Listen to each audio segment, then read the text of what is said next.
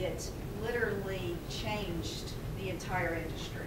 The companies that we were competing with early on who didn't even know who we were, and that Group 1 company who was number 1, all of them ended up having to either re-architect their software completely or acquire new company, other companies or new software, and figure out how to, it was kind of like an OMG moment for them. And that was probably about 3 years after we started. I'm going to do one more slide, and then I know I'm just talking nonstop here. I want to make sure you all just jump in and ask anything you want. But this is the last slide really on them and the whole start of that. And well, this is really actually more about our success in summary from that time being 2000 when we had those first customers until we were acquired. The principles to run the company that both Davis and Dan used were absolutely to drive top line growth, sales, total focus on sales, whatever the customers needed, getting those existing customers happy, and we were selling additional modules of the software to those existing customers. But the premise that they worked off of was the goal was to have more recurring revenue than expenses. So when you're first starting out, that's certainly hard to do. But even from those early days, they had a very close eye to watching profit versus expenses, and they ran the company that way. Everything that we did as managers in the company, you didn't just walk into one of their offices and say, hey, I think this would be a great idea. Let's go invest and let's go sponsor this event. Or let's go do this. You had to have the ROI figured out. You had to go and present it, and they had to believe in what you were presenting. And another thing that they used to say, they used to tell all of us that every nickel we spent was equal to $1. So that's how we were to think about how we would spend money, or when we wanted to spend money, or asking them for money. And again, going back, keep in mind, this is their own personal money. So this is not VC money, which maybe makes a little bit of a difference there, I'm not sure, but something else to think about. The second bullet up here, customer evangelist culture. So I talked about the whole thing about customers and that culture, but beyond even having them getting customers to the point where they were in production and satisfied and successfully using the software, we wanted them to be evangelists. Now today, we think of that probably as viral marketing, but we kind of did the same thing back then. Of course, it was, our viralness was, at much lower numbers, but these are, again, we were selling to, in the U.S. Fortune 500 companies around the world, really global 1,000. And in fact, after that Fidelity investment sale, this was actually right before I started, but they created business cards for the Fidelity people on the project that said Extreme Evangelist as their business title, and handed those out. So again, if you can do that, then especially if you're in marketing or not, even if you're just running a business, it makes things a lot easier if you've got your customers out there doing that for you. Golden handcuffs is a concept that a lot of the, well, most all of the first employees that came in the first couple of years were offered stock options. And so those became, and most of us took pay cuts, sometimes big pay cuts from where we were coming from in order to do that in lieu of those options. So it was a risk that all of us were taking. And so we used to refer to those as golden handcuffs because they managed the company as if we were either going to do an IPO or we were going to sell it at some point. But we didn't know when or what their magic number was. So everybody just worked and moved with the mission that this is going to happen someday. And someday those stock options are going to play out big. The other part of the golden handcuffs, though, is we created a sticky solution that once, what I mean by that is once it was installed in production inside these companies, very difficult, we knew it was going to be very difficult for them to move away from or acquire other technologies. So I think that's another important thing, and that, of course, is what allowed us to just continue to achieve that recurring revenue from them year after year after year. And then focus and discipline was just throughout. I mentioned the expense management, but we were very focused on goals. Every group had to set at the beginning of the year, and then we managed the quarterly goals, measurements for everyone. Everything was measured.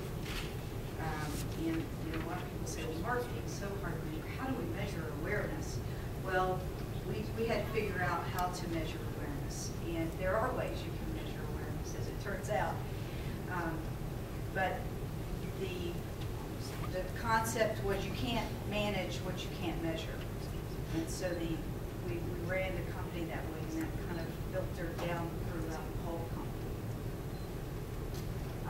I said I was going to stop. This is just the action. Oops, no, I'm going to go back here. Let me stop there for a minute. I'm going to talk about the marketing bit of this, but that's kind of the long backgrounds, I guess, as it turns out on their story. But I thought it was important for you to understand kind of where they came from to where they got. Does anybody comments or any questions? Yes. Currently, I'm doing the same thing. Yes. With Exstream.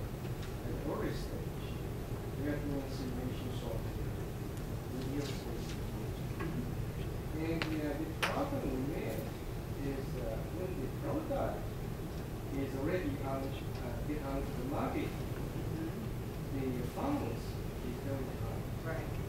So my question is, how many people you have at the early stage when you sell first sale of the software, then how do you manage the problem?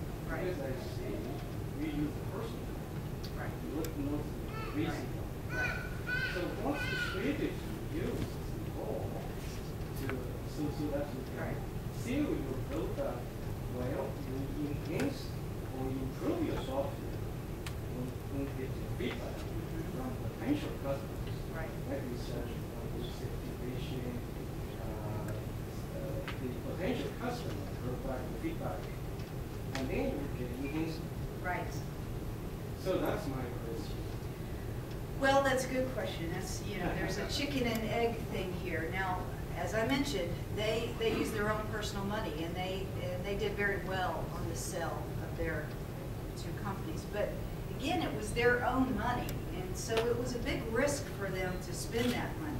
And they knew, though, they couldn't grow this business without spending money on marketing and sales. So they knew that from the beginning. Now, what they were very successful in doing is getting people like me and Steve Whitman, who was the vice president of sales. He was hired before I was. And he was brought in. They asked him to do both marketing and sales, and at some point he said, "Are you kidding? You're going to have to hire a marketing person." But he started on commission only, a commission only basis. Now he ended up, it proved to work out really well for Steve at the end of the whole thing in 2008. But yeah, he started on just commission only. And when he hired salespeople, not most, all of them, they had very minimal salaries, and in their commission, they were pretty much just commission based for the most part. Me, while I tried to do my best in negotiating with Davis, I ended up taking a $30,000 pay cut in lieu of a lot of stock options. So, you know, it was also just, it was a risk, as I mentioned earlier, I think, getting those early employees in. But as far as my marketing budget, thank you for asking that. That's a perfect segue into when I came on board in the marketing process. I always had a very minimal marketing budget. Now, the first year, which again for me was 2000, and I came in April. So I think my entire budget was somewhere around $75,000. Now, this is 2000, and that, you know, I guess you have to add on to that to be equal to today's service, but not very much money for, you know, to try and start up a new brand. So to answer your question, which is you're going to have to figure out how to spend some money. Now, you may be able to work out deals with people where they will agree to equity, some percent of equity in your company at some point when you do get that seed money or VC money, or after you start, you know, bringing in some customers. But it was minimal, and it was always a really tough thing to get money, as Chris can attest to as well. Chris ran the whole development business function for us. So we were hiring lots of programmers, and we needed equipment and, you know, servers and all of that. But it was always a battle to get money.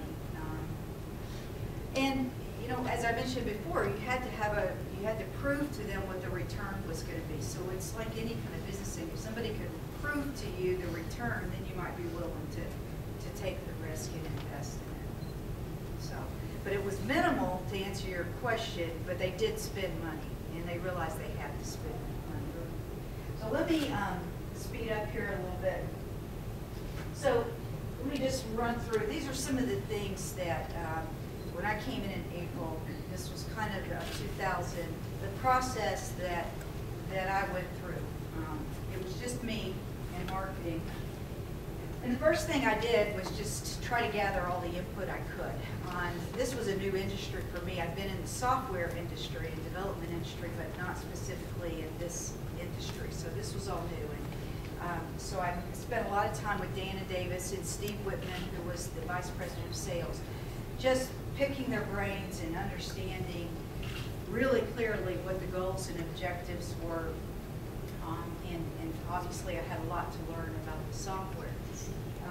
But I also was able to talk to some of those early adopter customers, which was critical as far as gathering input. In fact, a funny story about, well, it's funny to me. My first day when I started, I went right into the 101 class that was going on. It's a 3-day class that basically just covered the interface, the user interface. It was pretty light. But I was in there with some of these early adopter customers, and at lunch we broke. And well, during the morning I noticed these two guys were just, they kept elbowing each other and whispering, and they got all excited over things. And we walked out for lunch, and one of them turned around to me and said, "You've got the easiest job in this company." And I was like, you know, really, tell me, because I'm feeling completely overwhelmed. What do you mean by that? And he said, all you have to do is get this product in front of people. The product will sell itself. So from that input alone is really the foundation that I built the entire marketing strategy on. And to me, that's just so logical, and I think that applies anywhere, is that, you know, customers or prospects, who are they going to believe better than other customers? And of course, we're seeing that with the viral marketing that's going on today. It's about trust, right? You trust your friends, in their opinion, way more than you're going to trust an advertisement or what some salesperson is going to tell you. So that was critical, and I knew that I would have to leverage this guy who just told me that, and these other companies that were starting to become successful very quickly. industry analysts were the other key influencers that we gathered in.